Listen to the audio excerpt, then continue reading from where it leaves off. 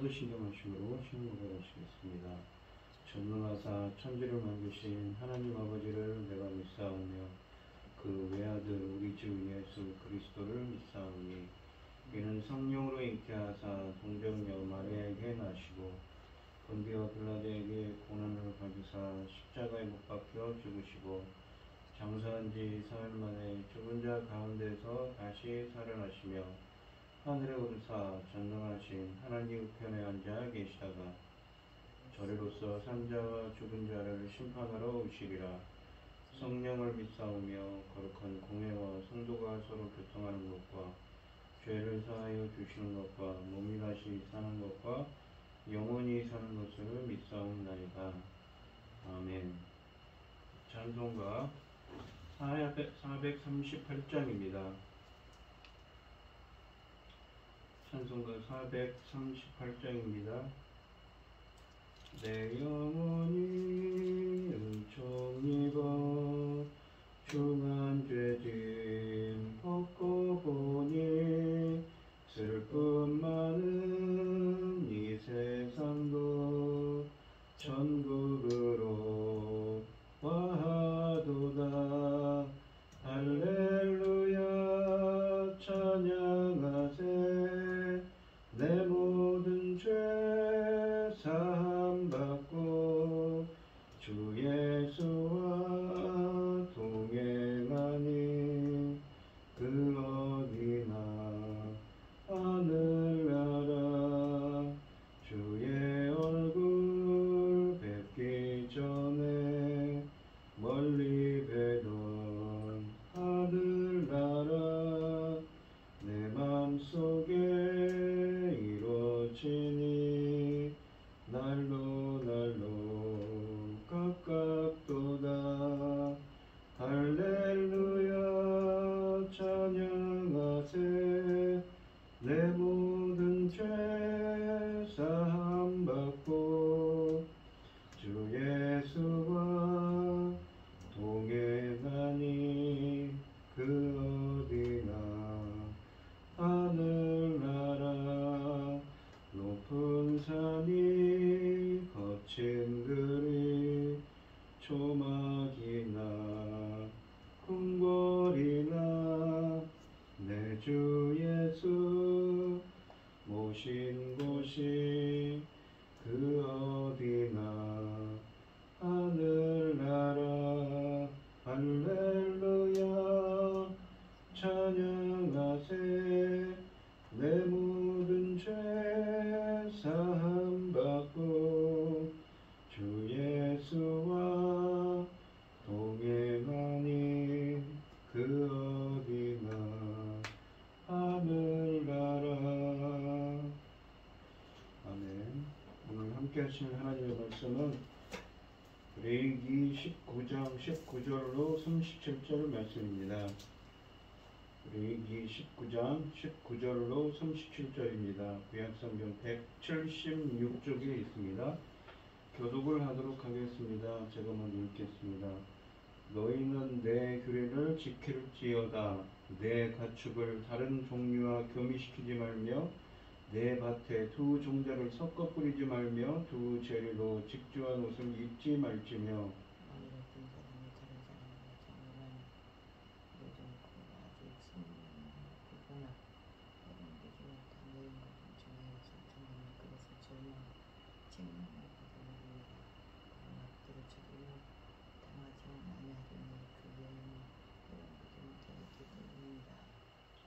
그 남자는 그 속건제물 곧 속건제의 순양을 회막문 여호와께로 끌고 올 것이요.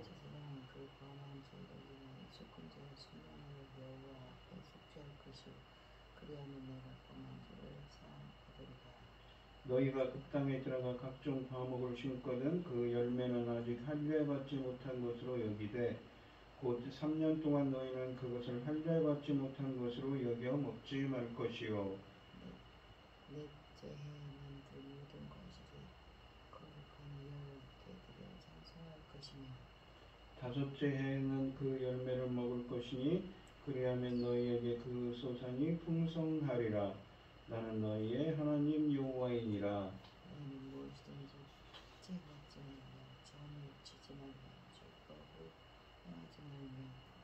머리카락을 둥글게 깎지 말며 수염 끝을 손상하지 말며 주인자 때문에 너희 살에 문신을 하지 말며 무늬를 묻지 말라. 나는 여호와이니라. 내 딸을 더럽게 청녀가 되게 하지 말라. 음행이 전국에 퍼져 죄악이 가득할까 하노라. 내 안식을 지키고 내 성도를 귀히 여기라. 나는 여호와이니라.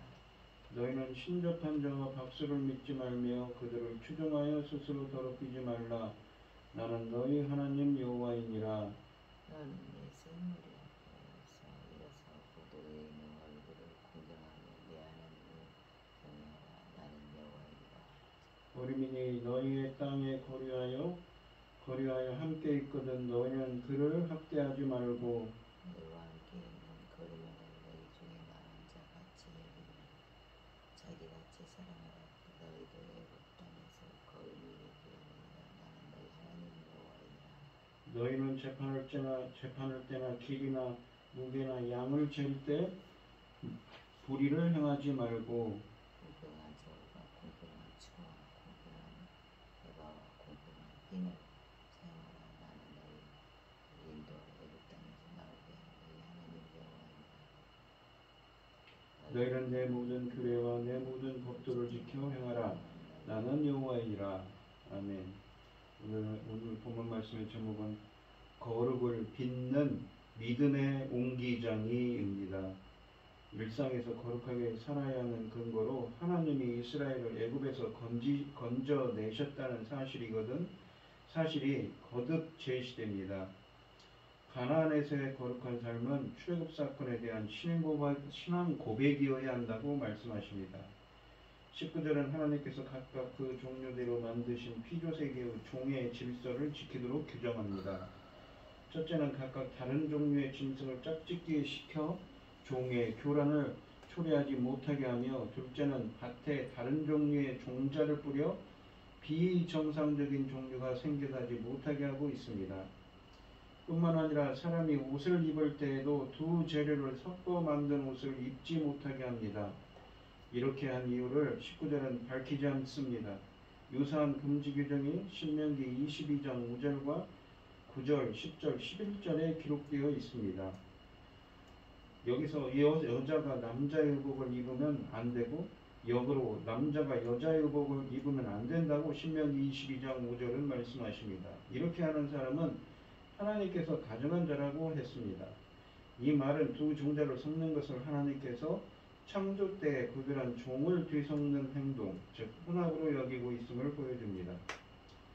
신명기 22장 9절로 11절은 두 종자를 섞어 뿌리면 뿌린 씨의 열매와 포도원의 소산을 다 빼앗길 것이라고 합니다. 소산을 빼앗는 주체를 명시하지 않지만 5절에서 여호와께 가증하다고 한 것을 고려하면 하나님께서 빼앗는 것을 이해할 수 있습니다. 본문 말씀인 20절부터 22절까지는 다른 사람에게 시종으로 막 팔기로 한 여종을 성폭행한 사건을 다루는 규정입니다. 20절은 이 여성을 매우 복잡하게 정의하고 있습니다. 첫째, 이 여성은 일종의 대리모라는 말입니다. 둘째는 정의는 이 여성이 종으로서 어떤 남자에게 팔렸다고 합니다.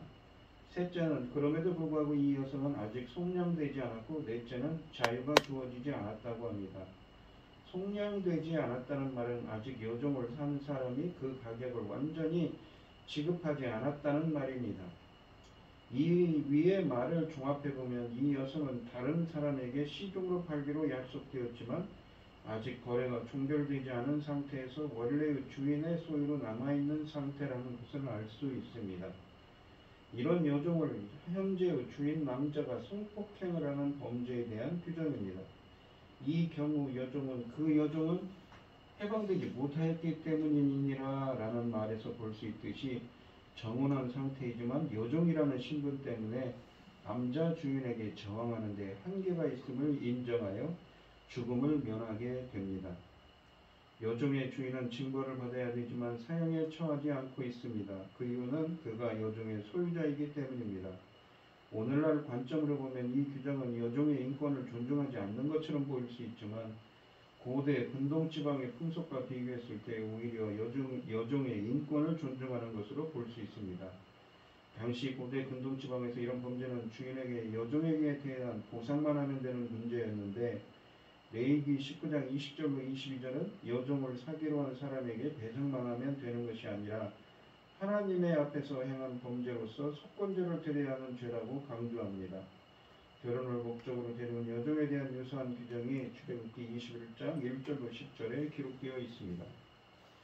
23, 24, 25절은 일종의 첫 산물을 바치게 한 규정의 연장선에 있습니다.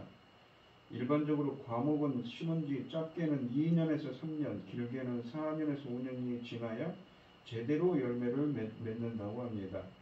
23절은 심은 지 3년 이내에 생기는 나무는 마치 할례받지 못한 것으로 여기라고 합니다. 이 말은 이스라엘과 이방인을 구분하는 표현으로서 이스라엘 백성이 3년 된 나무의 과실에 대해 취해야 할 태도를 분명하게 보여줍니다. 24절은 4년째 된 열매를 첫 열매로 취급하며 그것을 하나님께 바치게 하고 있으며 제5년째 과일부터 먹도록 합니다. 26절에 보시면 이웃에 대한 배려는 거짓 종교의식 금지 규정을 통해서도 표현되었습니다. 28절에서 피를 먹지 못하게 한 것은 일반적인 피를 먹는 것을 금지하는 규정이 아니라 고대 근동 지방의 종교적 행위와 관련되어 있습니다. 피를 먹고 점을 치지 말라는 것은 짐승의 생간을 검사해서 점을 치는 것을 점을 치는 당시 풍습이기 때문이고 실제로 짐승의 피를 마시는 행위를 의미합니다.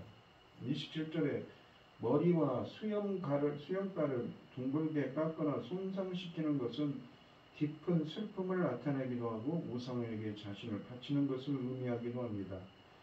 머리카락을 둥글게 깎는 것은 또한 예레미야서 48장 35절로 38절의 모압의 우상 숭배자의 행위와도 유사합니다.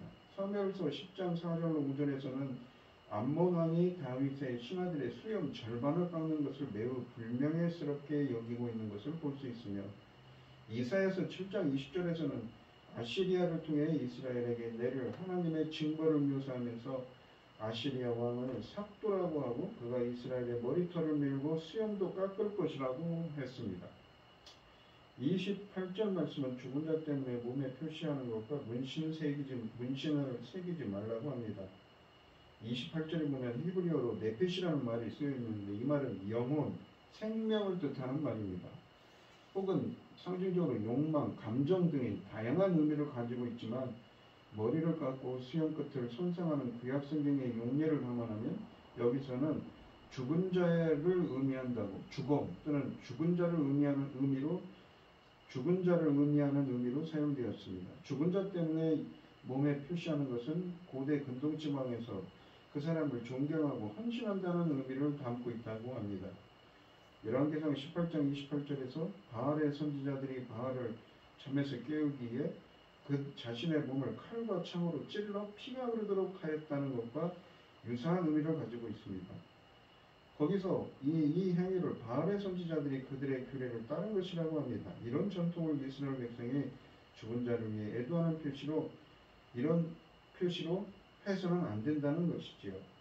레위기 19장 28절에서 죽은 자를 위해 몸에 상처를 낸 것은 죽은 자의 죽음 이후의 삶에 대한 기원을 나타내는 행동일 수도 있고 죽은 자에 대한 존경과 슬픔의 표시일 수도 있습니다. 몸에 문신을 새기는 것은 자신이 누군가에게 귀속되었다는 것을 표시하는 행동입니다.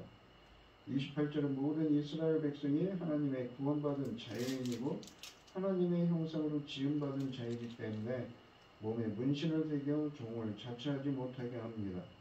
대신에 신명기 6장부터 9절은 이스라엘 백성에게 자신의 손목과 미간에 붙여서 하나님을 사랑하고 그분의 백성됨을 나타내게 하고 있습니다.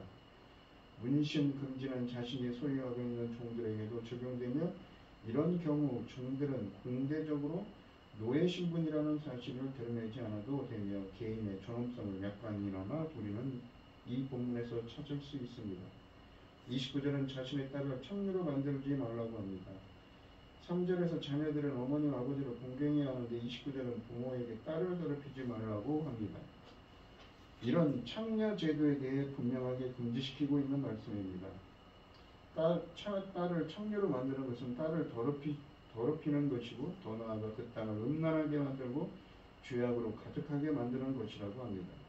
이 말은 딸을 청류로 만드는 행위를 레위기 18장 24절로 30절에서 가나안 지역 민족들이 성범죄로 땅을 더럽힌 행위와 동일한 차원에서 평가되고 있음을 보여줍니다.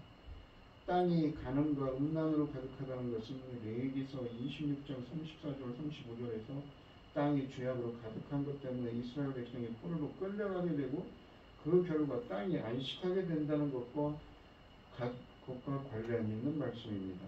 또한 30절로 32절은 이 3, 4절의 주제를 반복합니다. 30절을 보시면 본문에 레위기 19장 30절을 보시면 레위기 19장의 메시지가 주로 이웃에 대한 배려와 사랑, 사회적 정의를 배경하고 있음을 고려하면 30절에 안식일을 지키라는 말은 출애굽기 23장 11절 12절의 메시지처럼 일곱째 해에는 길을 갈지 말고 묵혀두어서 내 백성의 가난한 자들이 먹게 하라. 내 소와 나귀가 쉴 것이며 내 여종의 자식과 나그네가 숨을 돌리리라 라는 말로 이해해야 할 것입니다. 이 말을 레위기 시작 부분인 3절과 마지막 부분인 30절에 배열한 이유는 이웃사랑과 배려가 하나님께 대한 진정한 경외와 섬김이 없이는 불가능하기 때문입니다.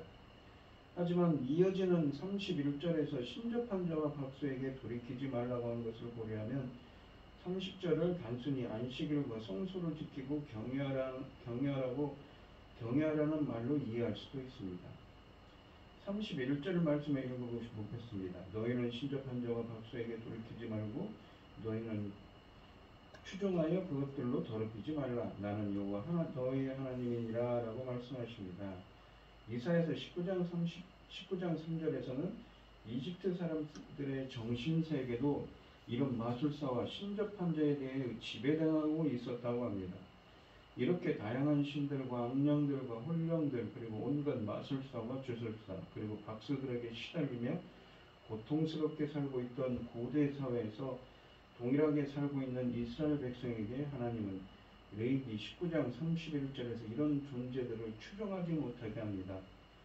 그럼에도 불구하고 사울과 므낫세 같은 사람들은 박수와 신접한 자를 통해 자신의 유익을 추구하려고 했습니다.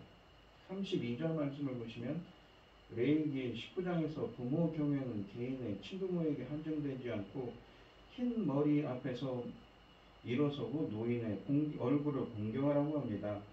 잠언 20장 29절에서 볼 수 있는 것처럼 흰 머리는 노인을 나타내는 표현이며 흰 머리 앞에 일어서는 것은 그에 대한 존경과 예의를 표시하는 것입니다. 욥기 29장 7절로 10절에서 욥은 자신이 성문에 이르면 자신의 자리가 마련되어 있었고 노인들도 일어났다고 합니다. 이처럼 노인 앞에 일어서는 것은 존경의 표시입니다. 32절은 노인 공경을 하나님 경외와 연결시켜서 부모 공경과 노인 공경의 문제를 하나님 경외와 같은 차원에서 다룹니다. 잠언은 부모 공경과 하나님 경외 그리고 노인의 교훈을 듣는 것과 지혜로운 삶에서 가장 중요한 부분이라는 것을 말씀하고 있습니다. 레위기서 19장 33절은 이스라엘 백성에게 함께 거주하는 나그네를 학대하지 말고 본토인 또는 이스라엘 백성에게 여기라고 합니다. 백성처럼 여기라고 합니다. 그리고 18절에서 내 이웃을 사랑하라고 했는데 34절은 여기에 멈추지 않고 그 나그네를 자신처럼 사랑하라고 말씀하십니다. 35절, 36절을 비롯하여 구약 성경은 곳곳에서 경제의 부정을 저지르는 것에 대해 엄격한 금지를 말씀하십니다. 36절은 이 히브리어 문장에서 볼 수 있는 것처럼 정의롭고 공정한 상거래를 매우 강조하고 있습니다. 36절은 저울을 추, 에바, 힘과 공평 또는 정의로 해석할 수 있는 히브리어 째데크를 각각 붙여 4번이나 반복합니다. 이에 더해 36절은 공정한 저울과 추와 에바와 힘을 사용해야 하는 근거를 하나님께서 이스라엘 백성을 출애굽시킨 사건, 즉 구원하신 사건에 두고 있습니다. 36절은 나는 여호와 너희의 하나님이니라 라는 말씀을 덧붙여 하나님은 모든 구원받은 백성의 공의로운 경제활동을 하기를 원하고 거짓과 속임수로 그를 축적하는 것을 싫어하신다는 것을 보여줍니다. 그렇기 때문에 아모스 8장 5절과 미가서 6장 10절 11절로 공정하지 못한 저울과 에바로 경제적인 불의를 행하는 사람들에 대한 하나님의 심판을 선언하고 있는 것이지요. 37절은 레위기 19장의 규례들과 법도들을 지켜 행할 것을 권면합니다. 레위기 19장 규정의 특징은 18장처럼 해서는 안 되는 일들과 해야 할 일들을 규정하기만 하고 이에 대한 징벌은 전혀 언급하지 않습니다. 대신에 레위기 19장은 이 모든 규정들을 여호와 하나님께서 지키도록 요구하고 있다는 것을 강조하기에 나는 여호와니라 라는 말씀을 16번 반복하였고 마지막에서도 나는 여호와이니라 라는 말씀으로 증거를 합니다. 오늘 본문 말씀을 보시면 그리스도인의 마음과 삶의 모습을 가늠해 보는 척도는 하나님의 말씀입니다. 이러한 척도를 규례라고 표현합니다. 하나님의 규례는 동식물의 혼합교배와 의복의 혼방, 경계를 넘는 성, 이방 풍습 및 무속과의 무분별한 뒤섞임을 엄격히 금지합니다. 이를 통해 종류대로 지으신 창조 세계의 질서를 보존하고 윤리와 타락과 파괴를 막고 거룩한 백성의 정체성을 지키게 하셨습니다. 삶의 순결과 온전한 정신을 유지하기에 오늘 우리가 끊어야 할 악한 관습은 무엇인지 돌아보는 여러분들이 되시기를 바랍니다. 또한 인간의 판단은 언제든 사람을 둘러싼 조건과 지식에 따라 흐트러지기도 하고 구분하지 못하게 치우치기도 합니다. 그러나 타국인을 본토인과 같이 여기며 사랑하는 것은 세상이 만든 경계에 대한 무지, 편견 없이 바라봄의 선언입니다. 공평한 추악 저울의 사용은 인간의 탐심에 대한 이 편견 없음을 선언합니다.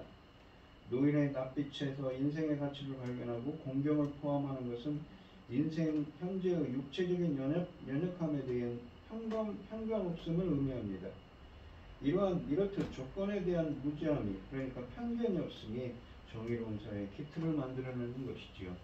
사사로운 감정과 사상을 거두고 사람을 대함에 있어 편협함 없이 관계성에서 공정함의 온기를 빚어가는 믿음의 도공들이 되시기를 바랍니다. 주의 말씀으로 항상 우리의 일상이 주님이 말씀하신 그 공정과 공의와 정의로 우리의 삶을 거룩하게 빚어가는 믿음의 도공들이 되시기를 축원드리겠습니다. 기도하겠습니다.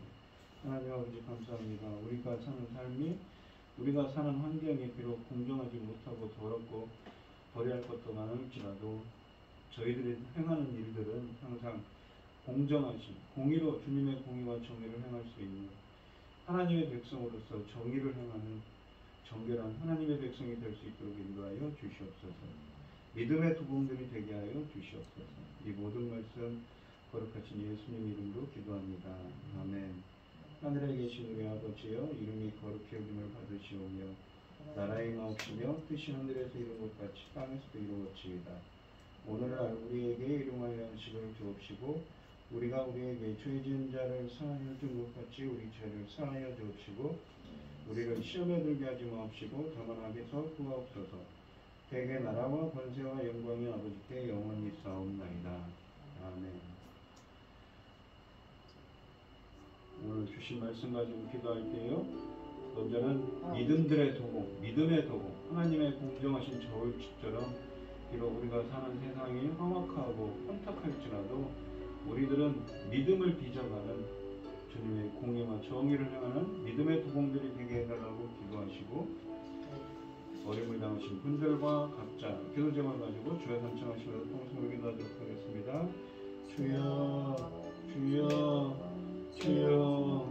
아버지 감사합니다. 오늘 주신 말씀처럼 저희들은 공정한 저울추와 힘내로서 이 세상이 비록 어렵고 힘들고 이 세상이 혼탁할지라도 이 세상에 예수 그리스도의 첫빛을 드러내는 믿음의 도움들이 될 수 있도록 주님의 공의와 정의를 행하는 사람들, 거룩함을 행하는 구별된 삶을 살아가는 저희들이 되게 하여 주시옵소서. 인도하여 주시옵소서. 날씨가 덥습니다. 건강 붙들어 주시고 연약한 성도를 함께하여 주시옵소서. 주셨습니다.